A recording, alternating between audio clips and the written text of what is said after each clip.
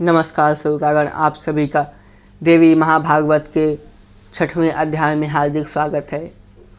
श्रोतागण, इस अध्याय में सती के साथ भगवान शिव का हिमालय पर्वत पर आगमन और सभी देवी देवताओं का हिमालय पर विवाह महोत्सव में पहुंचना, नंदी द्वारा हिमालय पर आकर शिव की स्तुति करना और शंकर द्वारा उनको परमाधिपति पद प्रदान करना आदि बातों का वर्णन है। श्रोतागण, महादेव जी नारद जी से बोलते हैं, हिमालय के श्रेष्ठ शिखर पर सती के साथ महादेव जी के आने जाने पर सभी देवगण भी वहां पहुंच गए। महर्षिगण, देव पत्नियां, सर्प, गंधर्व एवं हजारों किन्नरों की वहां पहुंच गए। सखियों के साथ में मेरुदुहिता, गिरि नंदिता, मेनिका तथा मुनि पत्नियां भी वहां पर आ गई। परम आनंदित देवताओं ने आकाश में पुष्पवृष्टि की। मुख्य अप्सराएं नाचने लगी और श्रेष्ठ गंधर्व गाने लगे। सभी स्त्रियां समारोह पूर्वक विवाह में सम्मिलित होकर मंगलाचार्य गीत गाने लगी और सभी प्रथम गणों ने प्रसन्न होकर भगवान शंकर एवं सती को प्रणाम किया और ताली बजा बजा कर नाचने लगे तथा गीत गाने लगे।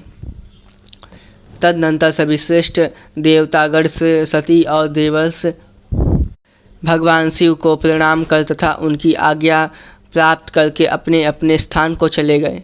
मुनिश्रेष्ठ, उसी प्रकार अन्य सभी लोग प्रसन्नतापूर्वक अपने अपने स्थान पर चले गए तथा मेना आदि स्त्रियों भी चली गई। परम सुंदरी कोमलांगी सती को देखकर मेना मन में सोचने लगी कि जिसकी यह पुत्री है वह माता धन्य है। मैं प्रतिदिन यहाँ आकर सुखमयी सती की आराधना करके पुत्री भाव से इसे प्राप्त करने की प्रार्थना करूँगी, इसमें संशय नहीं है। इस प्रकार गिरिराज पत्नी मेना मन में विचार करने पर त्रिलोक माता अंबिका को कभी भी नहीं भूल पाई। शंकर प्रिया सती के घर प्रतिदिन आकर वे उनके पति परमेश्वर स्नेह भाव से प्रीति बढ़ाने लगी।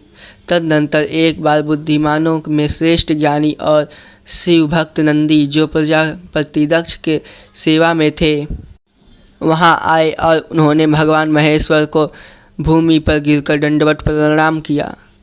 वे बोले, देवादिदेव महादेव, प्रभु, मैं प्रजापति दक्ष का सेवक और महर्षि दतीची का शिष्य हूँ। जो आपको प्रभाव को जानने वाले संत देवेश शरणागत वत्सल, आप मुझसे मोहित होकर मत कीजिए। मैं आपको साक्षात परमेश्वर और परमात्मा के रूप में जानता हूँ।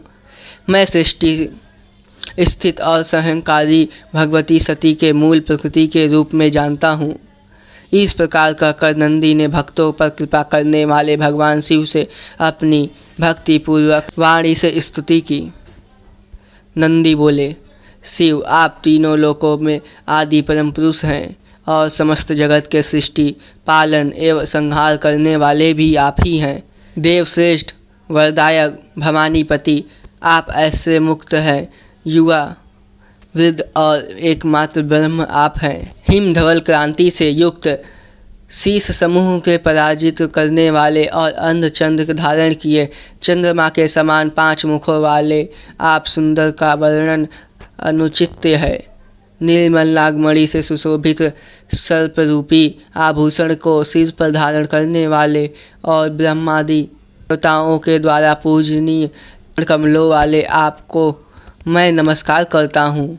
इस पृथ्वी पर जो व्यक्ति निरंतर भक्ति तथा भक्तिपूर्वक भी आपकी नित्य पूजा करते रहते हैं, आपके नामों से संकीर्तन करते रहते हैं, संकीर्तन करते रहते हैं और आपके मंत्र का निरंतर जाप करते रहते हैं, वे आपके चरणों की सानिध्य प्राप्त कर निरंतर स्वर्ग में रमण हो जाते हैं। प्रभु पशुपति, आप देवादिदेव को छोड़कर दीनों पर दया करने वाला कौन है? यह सुनकर महादेव जी बोलते हैं, मुने, नंदी की ऐसी स्तुति सुनकर भगवान शंकर उससे बोले, नंदी, तुम्हारी क्या इच्छा है? मांगो, मैं तुम्हें वह प्रदान करूँगा। नंदी बोलते हैं, जगदीश्वर, मैं आपका हमेशा निकट रहने वाला दास बनना चाहता हूँ और अपनी आँखों से नित्य आपके दर्शन करना चाहता हूँ। यही मेरी याचना है। शिव जी बोलते हैं, वत्स, जो तुमने मांगा है निश्चित रूप से वही होगा। अवश्य ही तुम मेरे समीप रहोगे और निवास करोगे। पृथ्वी पर जो मानव इस स्तोत्र में भक्ति पूर्वक मेरी स्तुति करे, उनका तीनों लोकों में कभी अशुभ नहीं होगा। इस मृत्यु लोक में दीर्घकाल तक रहकर वे अंत में मोक्ष को प्राप्त करेंगे। महात्मे, तुम मेरे इस प्रथम गणों में अधिपति होकर मेरे इस शिवलोक में निवास करो। नंदी, तुम मेरे प्रिय भक्त हो। महादेव जी बोलते हैं, मुनिश्रेष्ठ, इस प्रकार वर प्राप्त कर भगवान शंकर के प्रभाव से नंदी शिव के गणों में अधिपति हो गए। इस प्रकार श्रीमद् महाभागवत पुराण के अंतर्गत श्री शिव नारद संवाद में नंदिकेश्वर प्रथम अधापति वर्णन नामक छठा अध्याय पूर्ण होता है।